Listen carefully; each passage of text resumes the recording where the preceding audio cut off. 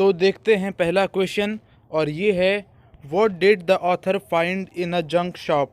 जो ऑथर था उसको जंक शॉप में यानी कबाड़ की दुकान में क्या मिला। तो इसका आंसर है the author found 19th century roll top desk in the junk shop. जो ऑथर था उसको एक रोल टॉप डेस्क मिला था जंक शॉप में 19th सेंचुरी का, ठीक है। और it was made of oak. तो ओक एक पेड़ होता है, तो ये जो डेस्क था ये उस ओक के पेड़ की जो लकड़ी थी उसका बना हुआ था। It was in a very bad condition, और ये बहुत बुरी हालत में था, यानी टूटा फूटा था, जला हुआ था, है ना, आप जानते हैं। तो वही है ये। फिर उसके बाद है क्वेश्चन नंबर 2, और ये है what did he find in a secret drawer. Who do you think had put it in their. तो आपसे पूछा गया है कि जो ऑथर था उसको सीक्रेट ड्रॉवर में क्या मिला, ठीक है, और आपको क्या लगता है कि इसे वहाँ किसने रखा होगा। तो इसका आंसर आप इस तरह से देंगे। इसका आंसर है the author found a small black tin box in the secret drawer. जो ऑथर था उसको एक स्मॉल यानी छोटा, ब्लैक यानी काला, टिन बॉक्स यानी टिन का डब्बा मिला था। कहाँ पे? सीक्रेट ड्रॉवर में, ठीक। There was a letter in it. और इस सीक्रेट ड्रॉवर में जो ये छोटा बॉक्स था, टिन का ब्लैक बॉक्स, उसमें एक लेटर भी था, ठीक है। Most likely it was put there by Mrs Jim McPherson who was Jim's wife. तो सबसे ज़्यादा चांस ये हैं कि उसे वहाँ मिसिस जिम मैकपर्सन ने रखा होगा, जो कि जिम की वाइफ थी। Her name and address were on the envelope inside the box. तो उनका जो नाम था, है ना, उनका जो नाम था और एड्रेस था वो जो चिट्ठी थी, जो लेटर था, उसके ऊपर लिखा हुआ था। उसका जो एनवेलप था, उस लेटर का जो मतलब कवर होता है उसको एनवेलप बोलते हैं। तो उसके एनवेलप पे उनका नेम और एड्रेस लिखा हुआ था, मिसेस जिम मैकपर्सन का। फिर उसके बाद देखेंगे सेकंड वाले कंप्रीहेंशन चेक का क्वेश्चन नंबर 1, और ये है who had written the letter to whom and when. तो इसका आंसर है Jim McPherson had written the letter to his wife Connie McPherson on December 26, 1914। तो ये जो लेटर था ये जिम मैकपर्सन ने लिखा था अपनी वाइफ कॉनी मैकपर्सन के लिए, ठीक है। और कब लिखा था? December 26, 1914 को। फिर उसके बाद जो अगला क्वेश्चन है वो है क्वेश्चन नंबर 2, और ये है why was the letter written. जो लेटर था वो क्यों लिखा गया था। What was the wonderful thing that had happened. वो कौन सी ऐसी बहुत अच्छी बात थी जो हुई थी, कौन सी बहुत अच्छी घटना थी जो हुई थी, ठीक है। तो इसके बारे में आपको बताना है।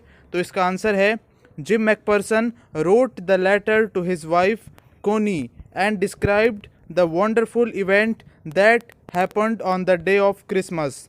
तो जो जिम मैकपर्सन थे इन्होंने एक लेटर लिखा अपनी वाइफ कोनी को, ठीक है, और उसमें उन्होंने एक वंडरफुल इवेंट के बारे में बताया, एक बहुत अच्छी घटना के बारे में बताया था जो कि हुई थी क्रिसमस डे को, ठीक है। तो जो क्रिसमस डे को जो बहुत अच्छी घटना हुई थी उसके बारे में उन्होंने बताया था। तो क्या थी ये घटना? ये घटना ये थी the two armies the British and the German fighting against each other celebrated Christmas together. तो दो आर्मीज़ थी, एक ब्रिटिश की आर्मीज़ और एक जर्मन की आर्मी, ठीक है। तो हुआ क्या कि इन दोनों के बीच में लड़ाई हो रही थी, फाइटिंग हो रही थी, ठीक है, वॉर हो रहा था। और फिर भी इस सब के बावजूद इन्होंने क्या किया, इन दोनों आर्मीज़ ने क्रिसमस मनाया साथ में, ठीक है। तो ये बहुत अच्छी बात उस दिन हुई थी। फिर उसके बाद है क्वेश्चन नंबर 3, और ये है what jobs did Hans Wolf and Jim McPherson have when they were not soldiers.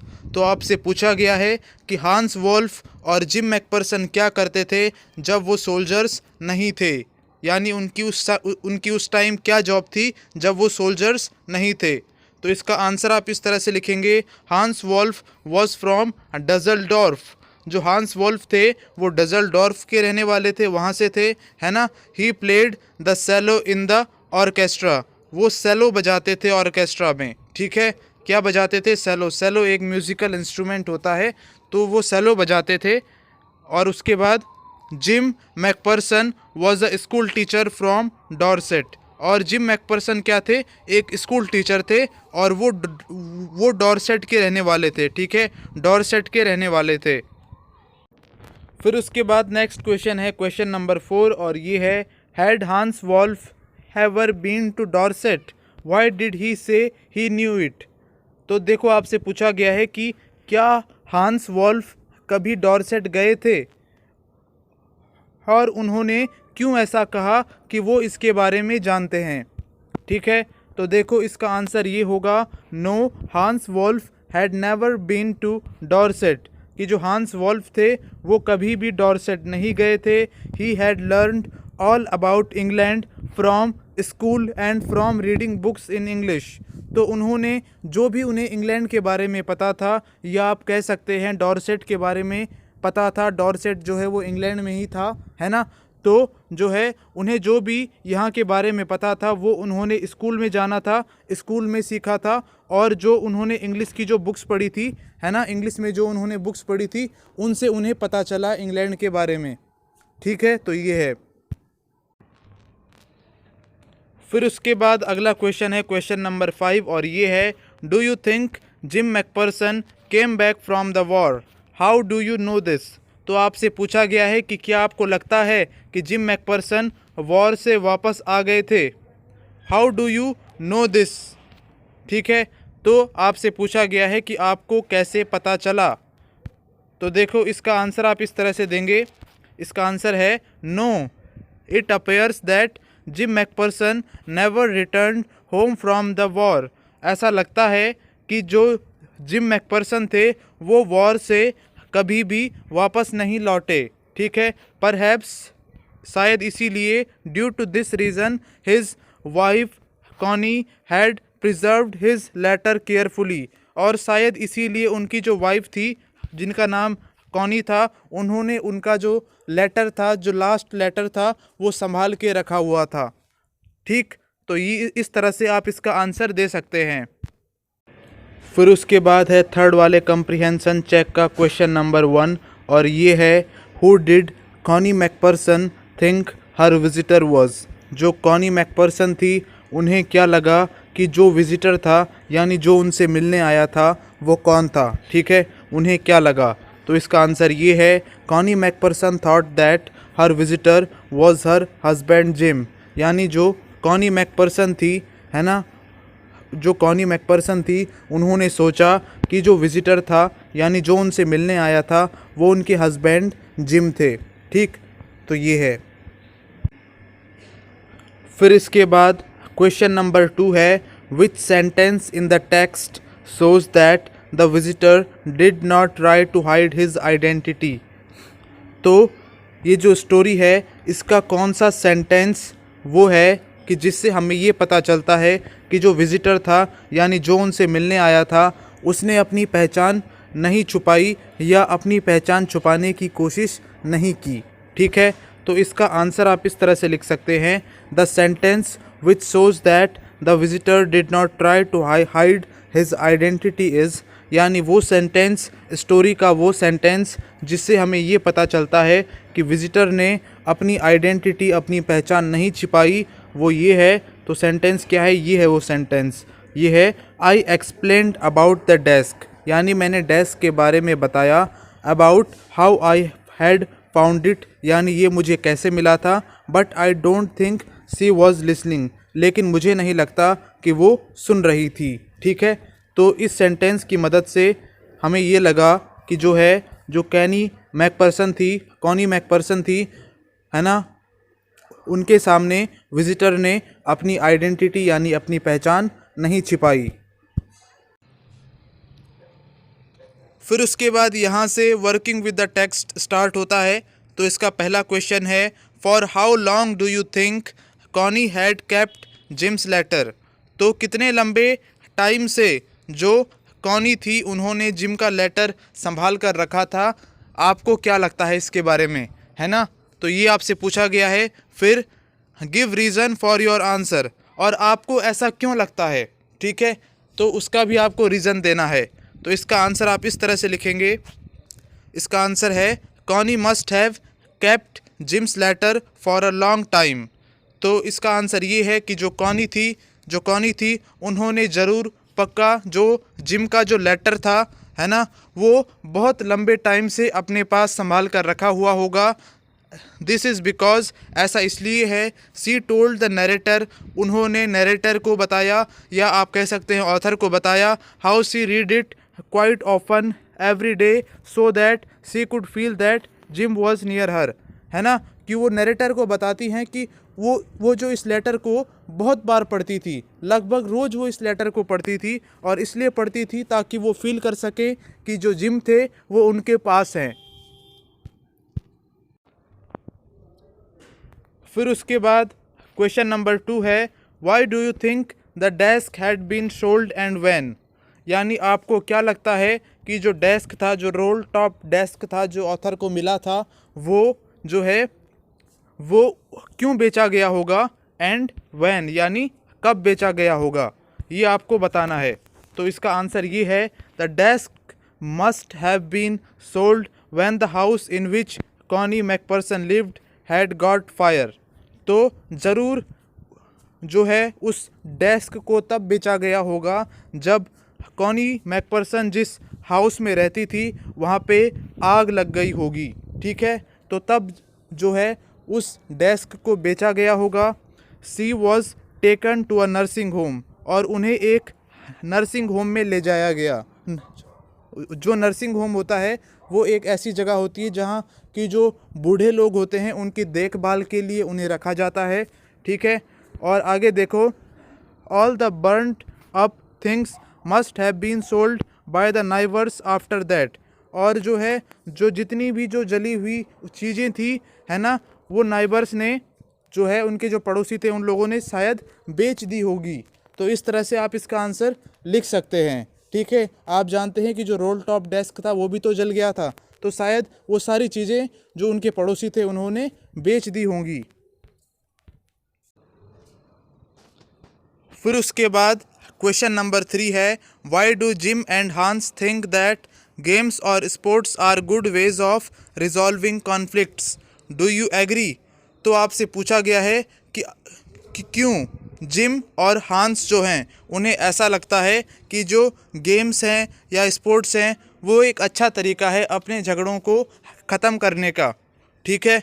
और क्या आप इससे सहमत हैं, क्या आप इससे एग्री करते हैं कि ये तरीका सही है गेम्स और स्पोर्ट्स खेलना झगड़े ख़त्म करने के लिए, तो ये आपको बताना है। तो देखो इसका आंसर आप इस तरह से देंगे, Jim and Hans thought that games और sports are good ways of resolving conflicts because nobody dies in matches.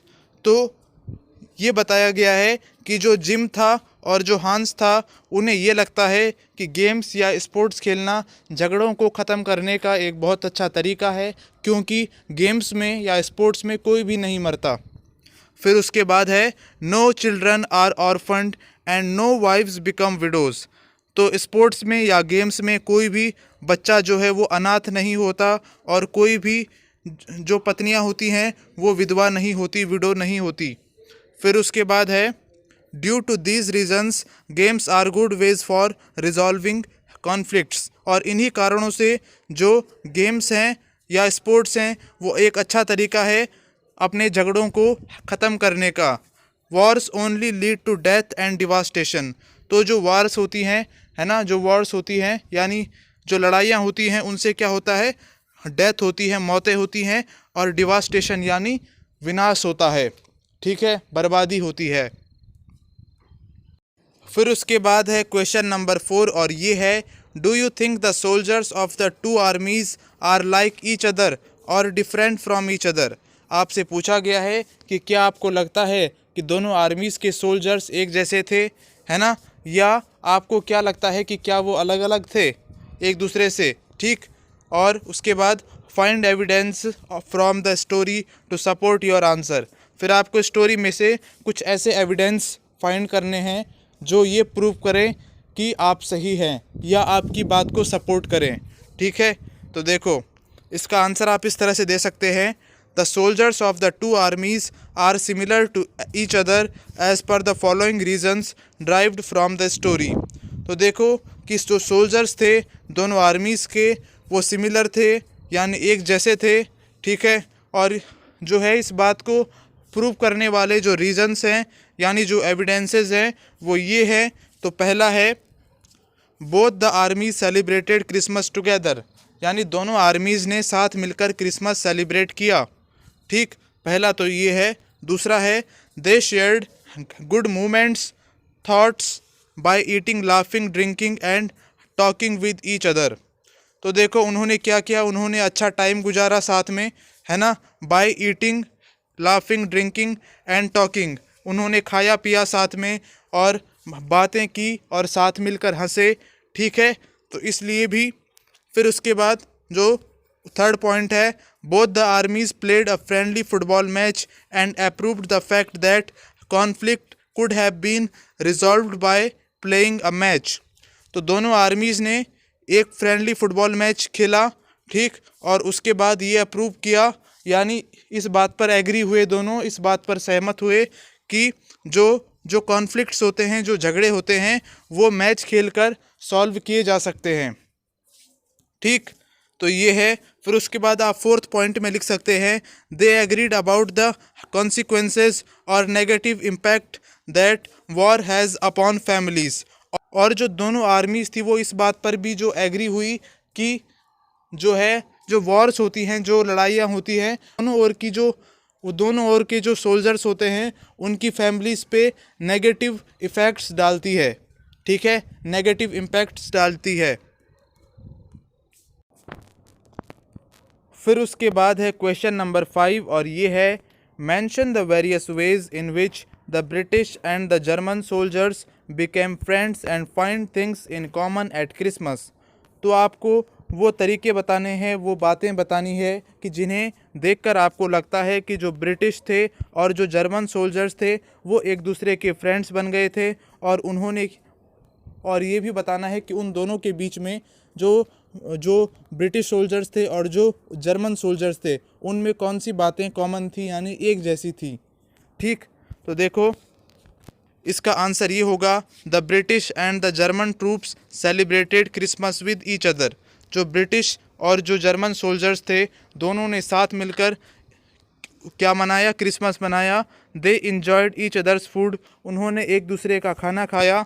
फिर आगे है all of them were smoking laughing talking drinking and eating.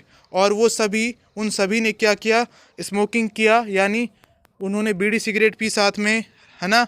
हंसे वो लाफिंग की, टॉकिंग की, बातें की एक दूसरे में आपस में, ठीक। और ड्रिंकिंग एंड ईटिंग, खाया पिया साथ में, ठीक। तो ये सब उन्होंने किया, इस तरह से उन्होंने एंजॉय किया। फिर उसके बाद Hans Wolf and Jim McPherson shared the cake Connie had baked. तो जो हांस वॉल्फ थे और जो जिम मैकपर्सन थे उन्होंने केक खाया जो कि कॉनी ने बनाया था। They were enemies in the war time, वो वॉर टाइम में वो दोनों क्या थे, एनिमीज थे, एक दूसरे के दुश्मन थे। But after all they were human beings, लेकिन आखिरकार वो ह्यूमन बींग्स ही तो थे। And therefore they had similar feelings, और इसीलिए उनमें जो है एक जैसी फीलिंग्स थी, ठीक है। फिर आगे आप लिख सकते हैं both the troops played a game of football for which both Hans and gym chaired and clapped hands. तो दोनों ओर के ट्रूप्स ने, दोनों ओर के सोल्जर्स ने एक फ़ुटबॉल मैच खेला, है ना। और इस फुटबॉल मैच में जो खिलाड़ी थे उनके लिए हांस और जो जिम थे दोनों ने चेयर किया, ठीक है, उनका उत्साह बढ़ाया खिलाड़ियों का और उनके लिए तालियां बजाई, है ना। Both were anxious to go back to their families at the end of war.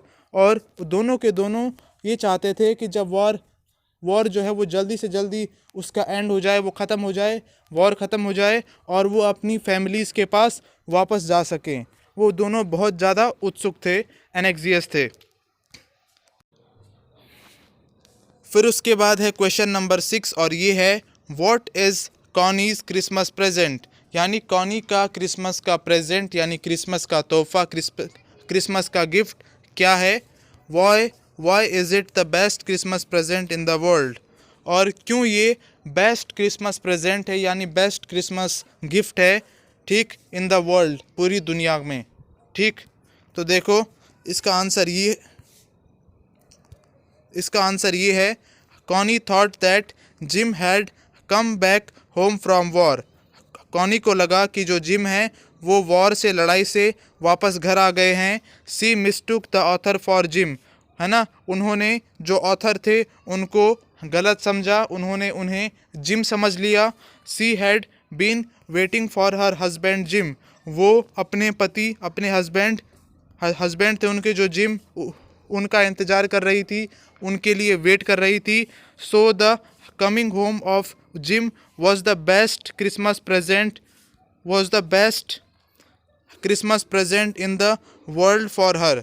तो जो जिम थे उनका वापस आना, है ना, कॉनी के लिए सबसे अच्छा क्रिसमस प्रेजेंट था, सबसे बढ़िया क्रिसमस का गिफ्ट था दुनिया में, ठीक है। वो सच में वापस नहीं आए थे, लेकिन उन्हें लगा था कि जो है जिम वापस आ गए हैं, और यही फीलिंग जो थी उनके लिए बेस्ट क्रिसमस प्रेजेंट थी, बेस्ट क्रिसमस गिफ्ट था।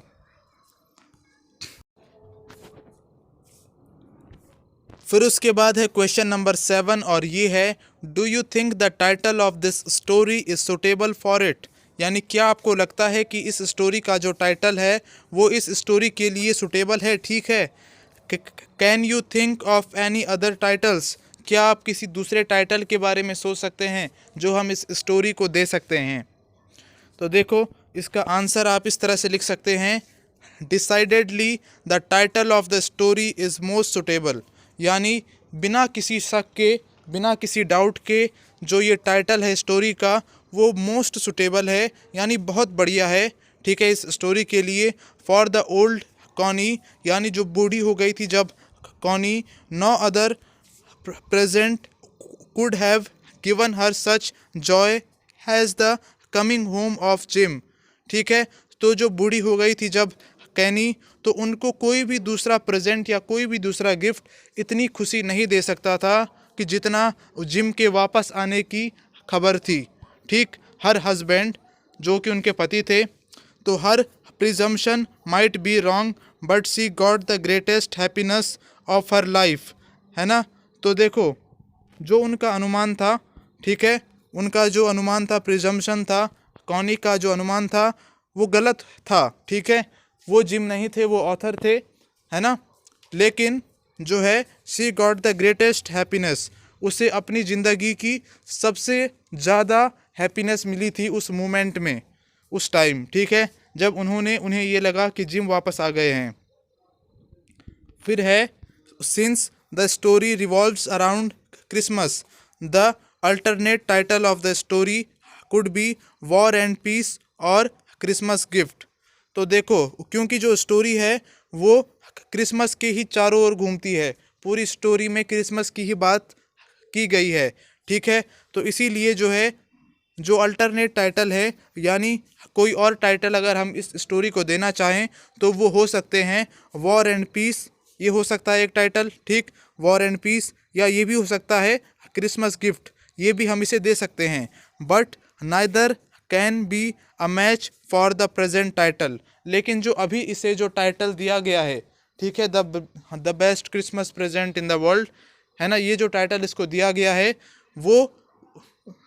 वो टाइटल बेस्ट है, ठीक है, वो टाइटल बेस्ट है, उसकी बराबरी कोई नहीं कर सकता। तो इस तरह से ये लेसन हमारा यहाँ पे समाप्त होता है, ठीक। और अगर आपको ये वीडियो अच्छा लगा तो इसे लाइक कर दीजिए, साथ में बेल आइकन प्रेस कर दीजिए ताकि आने वाली फ्यूचर वीडियोस की नोटिफिकेशन आपको मिलती रहे। और इस यूट्यूब चैनल को अगर अभी तक आपने सब्सक्राइब नहीं किया है तो इसे सब्सक्राइब कर दीजिए, ठीक।